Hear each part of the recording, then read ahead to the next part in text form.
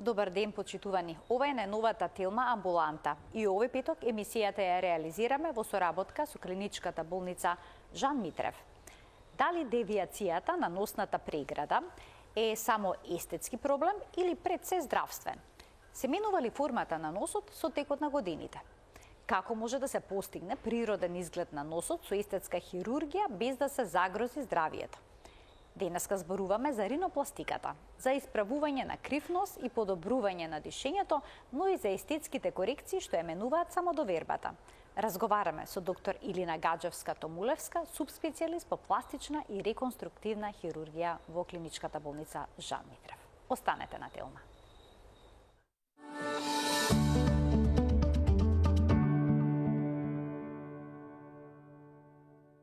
Во денешната Телма амбуланта зборуваме за естетската корекција на нос, кому е потребна, кои се добри кандидати за овој хируршки зафат. Гостинка во студиото ни е доктор Илина Гаджевска-Томулевска, субспецијалист по пластична и реконструктивна хирургија во приватната клиничка болница Жан Митрев.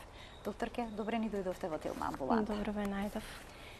Дали формата на носот со текот на годините се менува? Бидејќи можеме да забележиме кај повозрасните лица како носот да им пораснал, како да се зголемил. Зошто тоа се случува? Така, тоа е еден мит, да кажеме. Пред се носот не се менува, не расте во тој смисол. Растот и развојот на коскените и раскавичните елементи на носот завршуваат некаде во 18-та година од животот.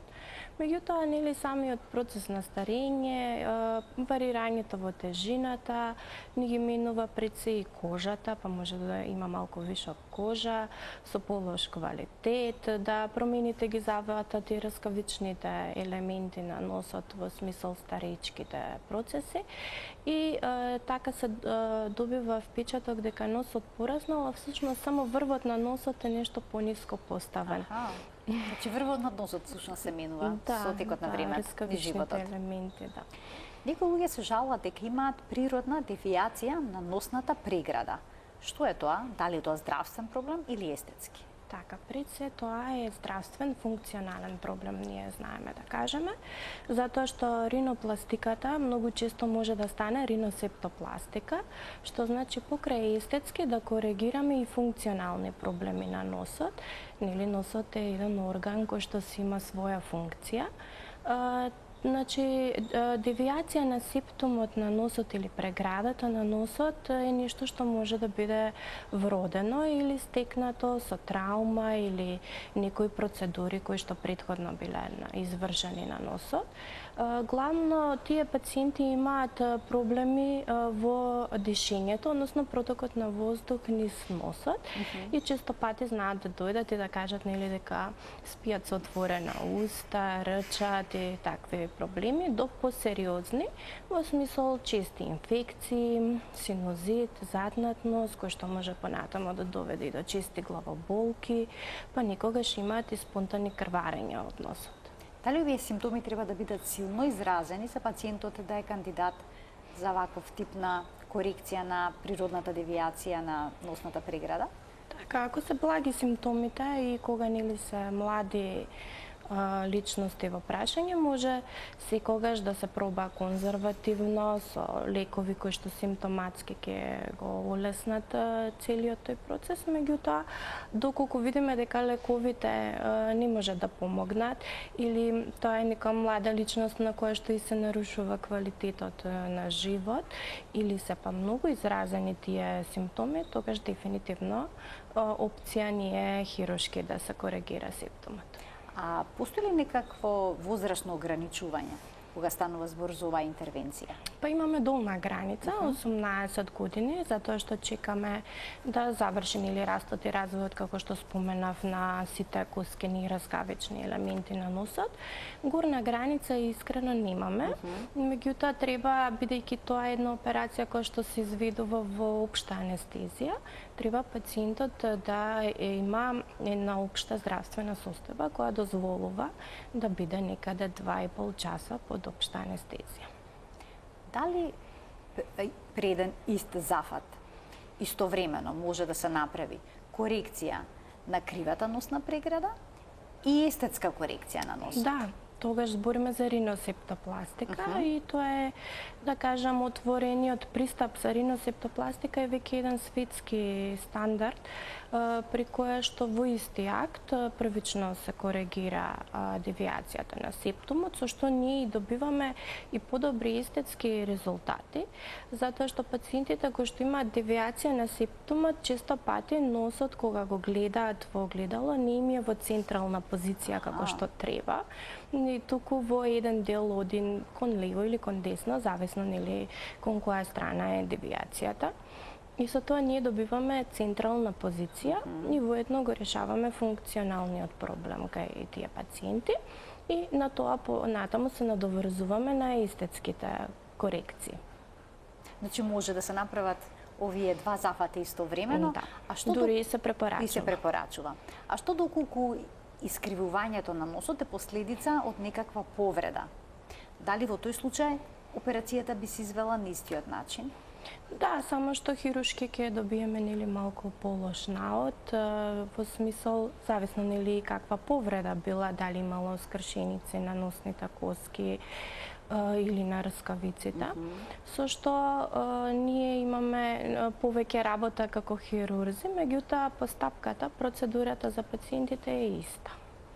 Дали естетската, пластичната хирургија се изведува веднаш по настанувањето на повредата на носот или пак треба да се почека коскените структури да заздрават? Како изгледа? Еве кога некој ќе го скрши носот, веднаш треба ли да се упати кај пластичен хирург? Да, доаѓаат. Секако прво да се потврди дека има скршеница, да се прават снимања. Тогаш изгледа драматично, има многу крварење, оток, модрици и така. И во прва линија се прави затворена репозиција доколку тие коски се изместени. Доколку не се нели изместени, нема ни потреба од затворена репозиција, што значи дека со помош на тампони и мобилизатор се местат коските исто како кога ќе скршиме рака или нога, нели не дај Боже, со цел да во таа позиција правилна заздрави коската. А понатаму ако има проблеми, значи доколку не зарасне како што треба, се измести па му смета во дишењето и така натака. Или пак естетиката е нарушена. Или естетиката е нарушена, понатаму се планира, да речеме, во втор акт решавање на тие проблеми. Кои операции почесто се изведуваат? Оние што се последица на некои здравствени тегоби или пак естетските доминираат? Видете, ние си уште имаме еден менталитет каде што сакаме така сами пред себе и пред околината да се кажеме дека одиме заради функционалниот проблем. Заради здравје. Да, ама во тек на тоа ќе се средат и некои нели естетски проблеми или како што знаат да кажат пациентите, успат нешто да коригираме. Така да, има, да речем, во поголем процент пациенти кои што доаѓаат заради функционалните проблеми и воедно сакаат естетски решенија. Меѓутоа има и такви кои што доаѓаат исклучиво за естетски проблеми, па дури некогаш кај нив ќе откриеме некоја лесна девијација која што самите тие не ја увиделе. А дали операциите се изведуваат на исти начин? И за кога е естетската причина во прашање и кога е здравствената? Дали техниките се исти? Така, отворената риносептопластика, која што спомнав дека е веќе некој златен стандард во светот прифатена како најдобра, само затоа што му дава многу добар увид на хирургот на сите коскени и раскавични елементи, да може прецизно да ги моделира и да ги увиди нели сите проблеми кои што постоеле во носот. Практично во истата метода ние вршиме функционална корекција и естетска. Она што ги разликува е време траењето. Дали ќе се прават корекции на симптомот или нема да се прават, па ќе се прави само естетска корекција. Според вас кој пристап, кој метод е подобар? Отворениот или пак затворениот? Така, секој си има своји нели мани и позитивни работи, меѓутоа сепак искуството покажа дека отворената риносептопластика е подобар метод. Се прави рез помеѓу тоа е еден мал ноздрите, рез на, ние стручно го нарекуваме тоа колумела, со што буквално се препарираат сите раскавици, коските на носот и ги имаме под голо око и така можеме нели да работиме, додека затворената метода ние често ја нарекувавме метода на слепо. Ние не ги гледаме раскавиците и коските, туку низ еден мал рез од внатрешната страна на носот на септомот ги моделираме, што секако не може да биде исто. Сега веќе трендовите нели напредуваат и хирургијата оди понатаму, естетиката е секако нели се побарана и постои една најнова метода која што можам да ја најавам како нов метод во нашата болница, се нарекува пиезоринопластика или риносептопластика, нели може во истото да се направи и септопластика. Се работи за еден апарат со чија помош, наместо како кај класичната ринопластика, да се прави кршење или фрактурирање на носните коски за да може да ги моделираме, особено ако се работи за некој широк нос, кој што сакаме нели да го стеснеме, се користи тој апарат кој всушност работи на ултразвучни бранови и на тој начин траумата на околното ткиво е помала, со што ние имаме пациенти со помалку оток и хематоми постоперативно. Значи, современите пристапи овозможуваат поедноставно, можеби, решавање на сложените проблеми? Полесен постоперативен тек за пациентите. Така, ќе ги вклучиме гледачите од овој момент да постават прашања во денешната телма амбуланта. Споменавте широк нос, широка основа на носот. Дали тоа представува проблем кај ринопластиката? За решавање, естетски проблем, така. Да, мораме да бидеме нели малце поагресивни, да ги скршиме коските, класично со остеотоми, имаме ние посебни техники и тука, надворежна, внатрешна и така натака, не би ги оптеретувала гледачите, со кои што ние после можеме да ги наместиме онака како што ние сакаме да зараснат. Меѓутоа, пак е тоа една, да речем, агресивна метода која што мора да се направи ако сакаме да го стеснеме носот. Значи, тоа е малку покомплексен пристап од класичната ринопластика, ако можам да разберам. Покомплексно е доколку сакаме да го стеснеме. Да. Секој нос бара индивидуален пристап. Дали сакаме врвот да го коригираме, да го стеснеме, да го подигнеме, дали базата на носот, кај што се коскените елементи треба да го стесне, да се стесне базата или пак има некоја грбка која што треба да се израмни. Ако е преголема таа грбка, ние со израмнување на грбката автоматски го отвараме покривот на носот и не сме тој да остане така отворен за да нема пациентот понатаму проблеми и тогаш повторно мора да се скршат коските и да се затвори комплетно покривот на носот. Така што не би рекла дека тоа мора да се изведи во класичните и во современите техники, само нели колку ќе бидеме инвазивни, тука е разликата. А што доколку пациентот има голем носогрбка? Дали тој може да се моделира онака како што пациентот замислил? Добро, често пати тоа се случува и најчесто тоа го дискутираме со тие пациенти. Прво, мора да внимаваме на симетријата на лицето. Сега е многу во тренд и модерно девојките да бараат Барби нос или нели тоа е малечко носе со голема кривина, прчесто врвче на носот и така. Меѓутоа, тоа не одговара на секој лик, ниту пак може да се изведе од секој нос. Првично, тој нос е женски нос, значи машките дефинитивно не треба да размислуваат за такво носе. Додека и кај женските мора индивидуално пак да кажем да престапиме. Постојат некои правила кои што ние ги изучуваме, затоа ако сакаме да било која процедура, не само ринопластиката што изведуваме на лицето, одговара на сите контури на ликот. На крајот не е целта ни да го смениме личниот опис, туку да го подобриме она што природно не ни се допаѓа. Така што не може од голем и многу грбав нос, например, да направиме малечок и прчаст нос.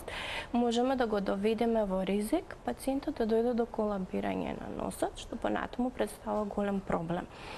Сепак е тоа една архитектура на природата која што си има своји носечки точки или често пати се шегуваме со пациентите носечки столбови на зградата, кои што не смееме да ги срушиме.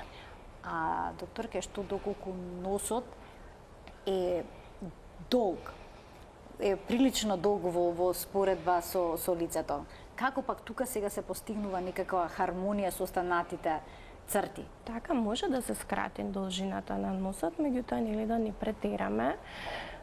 Постои едно правило на 2/3, каде што горната третина на лицето што е челото, носот што е средната третина на лицето и долната третина од носот на брадата треба да бидат еднакви. Затоа, ако некој има многу долг нос, велиме да одстапува од правилото 2/3 и може да го скратиме до таа мерка, да кажеме, до 2/3. Не повеќе. Не само затоа што нема да одговара во симетријата на лицето, туку и затоа што ќе го доведеме, пак ќе кажам, во ризик носот да ни колабира. Зошто е ризично носната раскавица многу да се намали? Оваа носна преграда, која што ја спомнуваме постојано, е всушност раскавична во предниот дел на носот и доколку таа може да ја замислиме баш како еден носач на зградата и доколку премногу ја намалиме, нема да може да го носи целиот нос кој што има и коскени раскавични елементи. И може да пропадне? Да, буквално има пациенти, за жал, кои што најчесто ни доаѓаат од странство. Морам да кажам дека кај нас не сум сретнала такви компликации. Носот е сплеснат, затоа што нема потпора однатре. И тога што се презема? Има начини да се реши ваквиот проблем? Секако има со пресадување на раскавица, најчесто од ребро. Значи сега зборуваме за нешто што е прилично сложено. Веќе збориме за реконструктивна хирургија. Значи тука доколку фали раскавичен дел, се зема раскавица од ребро, од ушите позади. Понатаму ако фали кожа, што и тоа може да се случи да настане некроза на кожата, ако се претера со тенчење на подкожните масни ткива под кожата, и тоа е една можност, доколку носот не изгледа малце така на пациентите сега да го користат тој термин, имам дебел нос. Што не е широк, туку едноставно има доста подкожно масно ткиво. Дебела кожа. Така, дебела масна кожа знае да биде проблем. Првично многу отокот поспоро кај овие пациенти се повлекува, што додатно му прави тежина на носот, а и доколку се претера со намалување на подкожното масно ткиво, може да се наруши васкуларизацијата на кожата и да таа изумре во некои делови. Бидејќи таму има крвни садови, така? Тогаш веќе ќе биде потребно и пресадување на кожа. Така да веќе навлегуваме во реконструктивна хирургија, што сепак е дел од пластична или реконструктивна хирургија од специјалноста. Меѓутоа тука решаваме компликации, веќе не гледаме естетски корекции. Колку често ви се случува пациентите да дојдат со фотографија и да кажат ја сакам да имам ваков нос? Да, многу често сега нели популарни се и социјалните мрежи на кои што гледаат, следат не само инфлуенсери, туку и други колеги во светот што сработиле и така натака и знаат да дојдат со фотографија, јас сакам нели баш ваков нос. Секако ако е тоа нешто прифатливо, ако одговара на можностите и на симетријата кај пациентот и нели секако се согласиме дека ќе одговара тој нос, ќе биде убав и функционален, нели не смееме ни функцијата да му ја нарушиме. Тогаш нели едногласно работиме на случајот, меѓутоа се случува и да имаме различни... Да не биде едногласно, така? Да, да имаме различни ставови. И што во таков случај? Мора да се разговара убаво со пациентите, да им се објасни, ако треба и 2-3 пати, нели ќе се видиме, дека тие одлуки не се затоа што хирургот не сака, туку едноставно затоа што тоа е најдоброто за нив, за нивното здравие и нивната естетика. Знаат често пати да одат нели на второ, трето мислење и пак да се вратат. Така да мора да бидеме упорни. Значи не секогаш ги прифаќате желбите на пациентите, ниту пак тоа смее да биде така. Па јас сметам дека не смее да биде така, дека е професионално пред операцијата, предоперативно, да не ветуваме нели дека магија ќе се случи после операцијата, туку напротив реалноста да ја прикажеме и оној постоперативен период со сите нели своји негативни и позитивни работи, па можностите за компликации и така натака, за точно да знаат пациентите во што влегуваат со прифаќањето на таа операција, да немаме после изненадување. Обично колку време трае операцијата за корекција на функционалната моќ на носот, но и естетската? Така, отприлика околу 2,5 часа трае операцијата. Секако, нели, ако е некој по-лесен, ние знаеме да си кажеме, лесен нос, може да трае 2 часа, некогаш ако е нели по-комплексен случај да трае 3 часа. Може некогаш да мислите дека е полесен нос па да ви изненади на операција? Секако, да. Има и пациенти кои што ни даваат добри информации пред оперативно, во смисол дали имале повреди и така натака. Па ние да не идеме на нешто што е лошо зараснато и така да ни треба повеќе време. Или пациенти кои што не кажуваат дека носот претходно го коригирале со нехируршки методи, како конци, филери, ботокс и така, што... Тоа може да представува проблем? Да. Зошто? Првично затоа што имаме лоша слика за носот, таа не е реалната. А второ затоа што сите тие страни материи кои што ги ставаме во носот предизвикуваат некоја реакција од организмот која што најчесто е фиброзно ткиво или ожилци, најпросто кажано. Дури од филер со хиалурон кој што се аплицира за корекција на формата на носот може да дојде до овакво нешто? Таа процедура повеќе пати може да доведе до ваква состојба, што нас не го отежнува препарирањето на носот и прикажувањето на сите елементи. Значи резултатот од операцијата зависи од многу фактори? Од многу фактори, дефинитивно. Значи, пред се од пациентот, од неговиот начин, организмот како заздравува, како создава лузни, дали претходно имале нели некои процедури или пак имало можда претходна ринопластика, па ние работиме секундарна. Секако и од хирургот и од неговите техники и како ќе се менаџира постоперативниот период. Сега, пациентот после операцијата ќе чувствува ли болки? Ќе има ли модринки, отоци? Така. Колку се тие чести? Болките во суштина се првите 24 часа. И затоа и во првите 24 часа пациентите е најдобро да останат во болница, не само заради општата анестезија, туку и за менаџирање на болката и следење секако на целата состојба. Меѓутоа, понатаму многу ретко имаат потреба да се напијат некој аналгетик, секако нели прагот на толеранција на болка е индивидуален, па некои пациенти ќе кажат дека првите денови се напиле, не знам, 1-2 таблети аналгетик, некои воопшто. Така да од болката не треба да се плашат во постоперативниот период. Она што да, може да има отоки модрици, тоа е, да кажам, една многу честа состојба постоперативно, што зависно со која метода сме оделе, дали со пиезо, дали со отворена класична ринопластика, зависно од колку е работено на носот, од склоноста на пациентите за создавање модрици и отоци, или така ќе варира и колку ќе биде отечен или модер пациентот. Меѓутоа, сето тоа од прилика за 2 недели се сталожува, а ние викаме првичниот резултат е после 2 месеци, а дефинитивниот после 1 година. Значи, цела година е потребна да помине за да се повлече отокот, претпоставувам, целосно за да се види реалната и да заврши состојба на целосно носот. Процесот на заздравување на раскавиците и коските.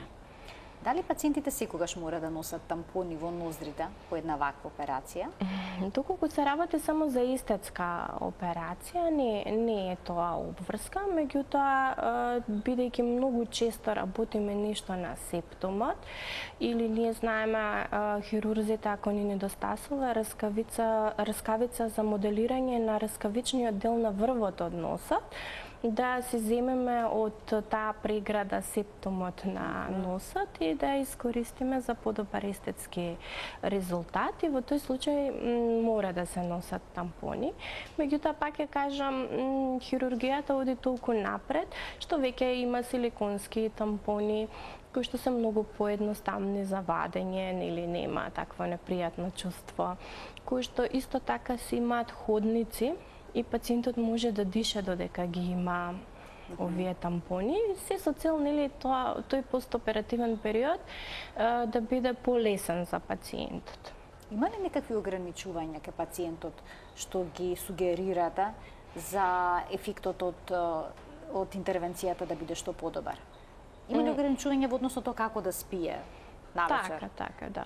Има повеќе насоки, да кажам, кои што им ги даваме.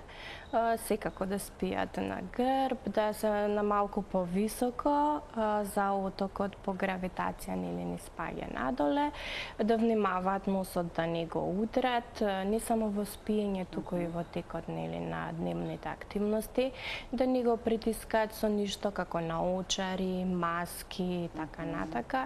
Исто така, доколку е летен период, да не се премногу на топло, на сонце надвор, да не рипаат во вода, во базени, така има повеќе, да кажам, насоки и ограничувања, меѓутоа сепак кога некој ќе се одлучи за една ваква операција, се тоа обично многу мотивирани пациенти и се придржуваат. Да, не е проблем. Очилата кога ќе може да ги вратат, да ги стават на коригираниот нос? После 6 месеци. После 6 месеци? Да, и многу пациенти во тој период се со контактни леки, доколку нели е навистина проблем да функционираат без наочари. Се случува некогаш пациентите да не се задоволни од резултатот од операцијата? Така. Колку време по направениот зафат може да се повтори хируршката операција? Така, 1 година е тој период во кој што бараме од пациентите да бидат трпеливи, да помине за да го видиме дефинитивниот резултат. И ако тогаш навистина има нешто што не им се допаѓа или се согласуваме дека процесот на заздравување не одел така како што сме очекувале и нешто не зараснало како што треба, веќе може да се размислува за ревизија или секундарна ринопластика. Колку ревизии може да се направат? Бидејќи има некои што се хронично незадоволни, нели? Да. Тој па тука е веќе, нели, и хирургот да процени дали навистина има основа да се прави ревизија или веќе се работи за друг проблем, некое незадоволство кое што потекнува од психичката состојба на пациентот, а не од реалната состојба. Дали она што ние го гледаме и пациентот така го гледа или го гледа, нели, со други очи. А дали пациентот пред да направи операцијата може со новите технологии да види како би изгледал тој нос на него? Има ли некои 3D анимации кои што Постојат и тоа е доста интересно затоа што доаѓате дури со спремено или тие веќе си имаат направено. Направено, и дека тоа супер ќе стои и така. Меѓутоа тоа е еден проблем со вештачката интелигенција кој што мислам во секој поглед го имаме на современото време, што не може да предвиди дека точно баш така ќе изгледа. И често пати зборуваме да не се фиксираат за тој резултат, дека да, може формата да биде таква, меѓутоа дека баш така ќе стои на ликот, не може да гарантираме се додека постоперативно не се види самиот пациент. Така, вие ќе споменавте дека оние кои што имаат дебела кожа, всушност и масна, не може да ги добијат посакуваните резултати секогаш. Така. Си има работи кои што влијаат или пак пациенти кои што создаваат лоши лузни, или ако ни дадат податок дека создаваат келоидни хипертрофични лузни, постоперативно ќе се познава резот каде е пристапено за да се направи ринопластиката или риносептопластика. Значи, келоиди се вуваат и на тој дел на кожата на лицето? Да, на било кој дел. Тоа е на генетска предиспозиција на која што не можеме да влијаеме. Значи, некои треба да бидат подготвени дека ќе има и белек? Има кај сите пациенти барем мал белек доколку се прави? Мал белек мора да има, кој што реално е толку дискретен и под носот, што никој не го забележува. Сега нормално ако се сконцентрираме на огледало да го бараме, ќе го видиме. Секогаш кога кожата се пресекува, таа едноставно зараснува со белек. Тоа си уште медицината не го надмудрила, да кажеме. Меѓутоа, колкав ќе биде тој белек, дали ќе биде мал, нормален или ќе биде хипертрофичен, веќе зависи од генетиката. Од генетиката, да. Што доколку коригираниот нос се повреди? Сме имали и такви ситуации. Секако зависи колкава е повредата. Еве еден интересен случај што веднаш ми текна кога спомнавте. Пациентка која што имаше мало детенце, мислам дека уште на породилно, направи риносептопластика и децата во тој период се врзани за мајките, имаат неспретни движења кои што не можеме да ги предвидиме. Со некое движење наназад на главата го имаше удрено носот на пациентката. За среќа, во тој случај немавме повредено ништо од она што сме наместиле коски, раскавици, меѓутоа моравме да провериме, да дојде, да продолжиме некоја терапија за оток, да ја продолжиме имобилизацијата на носот, со цел да превенираме да ни пропадне работата. А кои можни компликации можат да произлезат од операцијата, но пред да преминеме на компликацијата, ќе го вклучиме гледачот, за кој што доби знак дека очекува вклучување во денешната телма амбуланта. Добар ден. Добар ден. Повелете, во програма сте. Вака имам правено операција на нос, испивување и сега тешко дишам со капки, али не ми помогнуваат. За кратко време ставам со години, веќе с години. Значи, ви имавте направено... Го разбравте прашањето? Освен операција, што... Значи, имате направена операција на носот, но од тогаш имате проблем со дишењето, ако ве разбрав добро? Не од тогаш. Добро. 30 години пројдени. Добро. И сега пред 5 години, 4, тоа капки не ми помагаат ништо. И демиста сум пробувал и нозите ми се лепат, не можам да дишам. Секрет онака никогаш не ми тече. И стално мора ми помага тие... Така, постојано ви е затнат носот, не можете да дишате. Каква операција на носот имате направено? Преграда на носот. На преградата. Од ударено. Така. Да немате уште некој подпрашање, докторке? Добро. Ви благодарам за вклучувањето во програма. Така, како што разбравме, веќе било направена нели септопластика, меѓутоа симптомите продолжуваат и се влошуваат, да. Секако мора да се види, да се прегледа каква е состојбата. На нашата клиника имаме многу убава соработка со орала хирурзите кои што ендоскопски влегуваат во носот, проверуваат нели што се случило со таа девијација, ако има потреба се прави и компјутер за да се видат коскените елементи, за да се види дали се работи повторно за некој проблем со септомот на носот или пак некоја друга состојба на слозницата на носот.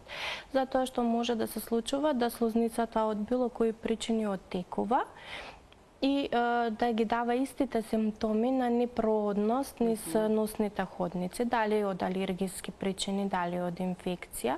Значи, сепак мора да се види што е причината, за потоа нели да се бара решението. А дали операцијата на природната носна девијација или пак од повреда која што се случила, значи дали резултатите од операцијата се трајни или со текот на годините повторно може да се јави проблем?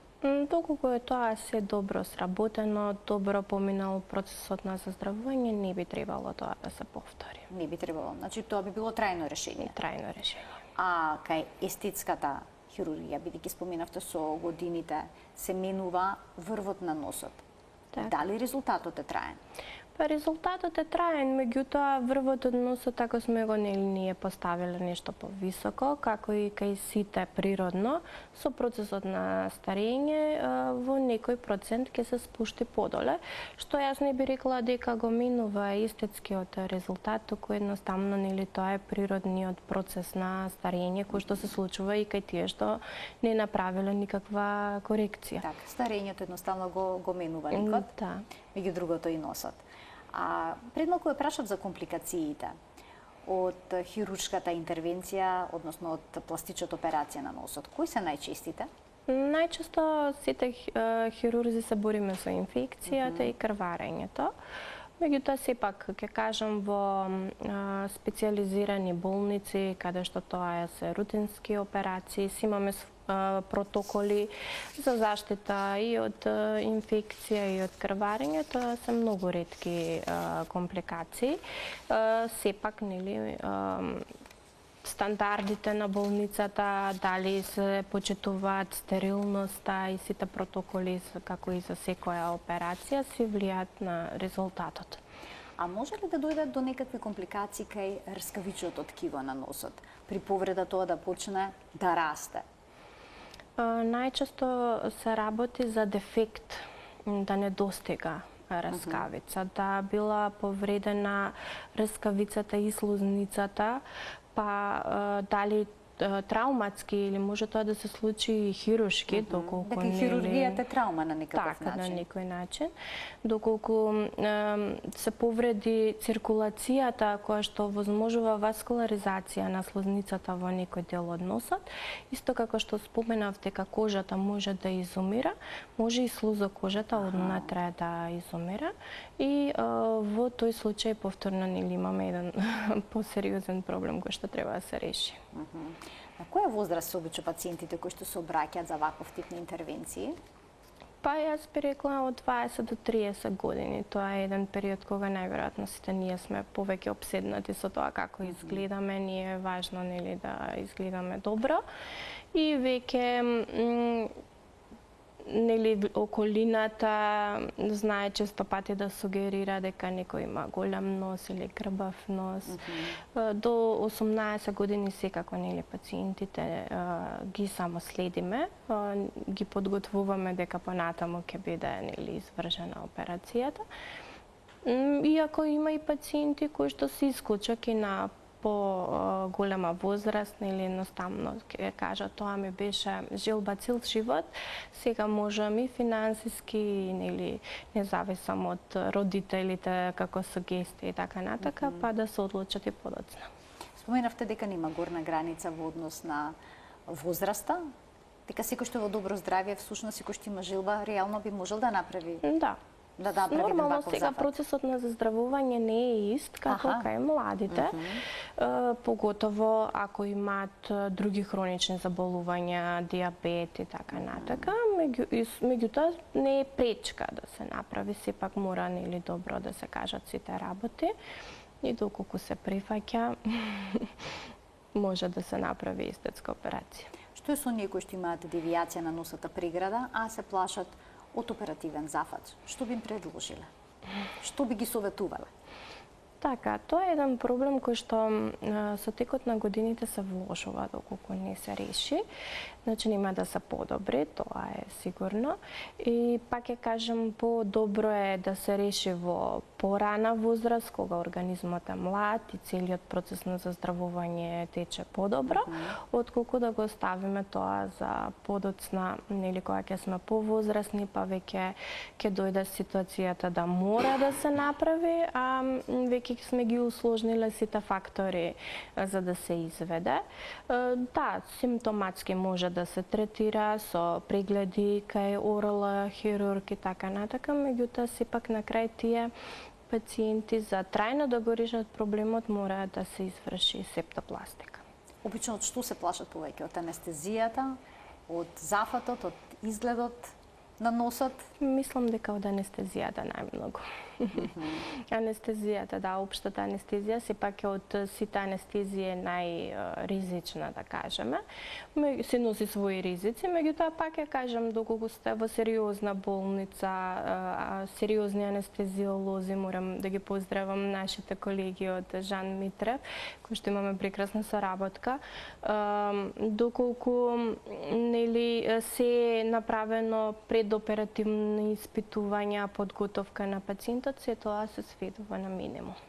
А доколку пациентите после зафатот не се сосема задоволни од тоа како им изгледа носот, дали советувате можеби да се применат оние хиалуронски инекции или воопшто не ги советувате? Доколку се работи за мала корекција, да, секако тие се опција. Нормално тоа е многу помалку инвазивно, е решение кое што си носи помалку ризици, меѓутоа нели треба да се повторува. Има едноставно пациенти кои што може така да бидат менаџирани, најпросто да кажеме. Дали и после една ринопластика или првично без да бидат оперирани, доколку нели настапат дека никогаш не би се нафатиле за хируршка корекција, ги имаме тие опции со конци, со филер, со ботокс и така. Јас ви благодарам многу за вашето денешно гостување во Телма амбуланта. Дадовте едно навистина убаво појаснување поврзано со хируршката корекција на носот. Оние кои што чувствуваа страв, верувам дека ги охрабривте и сите оние кои што се заинтересирани за една ваква интервенција треба да бидат реални, еве со тоа да заокружиме. Треба да имаат реални очекувања. Така, ви благодарам за можноста да им објасниме повеќе на пациентите. Почитувани, ова беше уште едно издание на Телма амбуланта петочно, кое што го реализиравме во соработка со клиничката болница Жан Митрев. Ви благодарам и денеска што не следевте со внимание. Гледајте не секој работен ден во редовниот термин на емисијата 12 часот и 50 минути, бидејќи заедно учиме за здравието. Ви посакувам убав ден.